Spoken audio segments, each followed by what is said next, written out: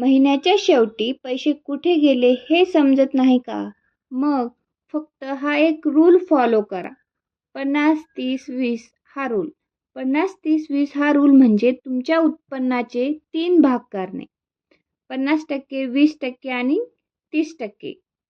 50% भाग गरजासाठी वापरायचे. उदाहरणार्थ घरभाडे, किराणा, लाईट बिल, प्रवास, दवाखाने, शिक्षण हे महत्त्वाची जी आवश्यक गरज आहे त्यासाठी तुमच्या पगारीतला 50% भाग तो काढून ठेवायचा आहे बाजूला. आता 30% भाग हा तुमच्या इच्छेसाठी वापरायचे, तुमच्या आनंदासाठी वापरायचे. बाहेर जेवण करणे असो, शॉपिंग करणे असो, चित्रपट बघणे असो, ट्रिपला जाणे, तुमचा जे काही छंद असेल त्यासाठी तुमच्या पगारीतला 30% भाग हा इच्छासाठी ठेवायचा आहे. आता राहिला 20%. 20% भाग हा बचत आणि गुंतवणुकीसाठी वापरायचा आहे.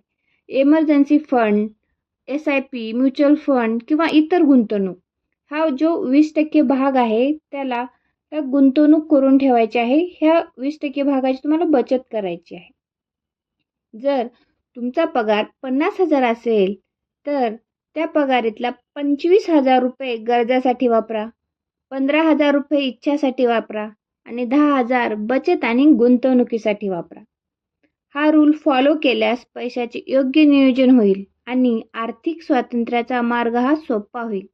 अशाच आर्थिक टिप्ससाठी आमच्या चॅनलला सबस्क्राईब नक्की करा.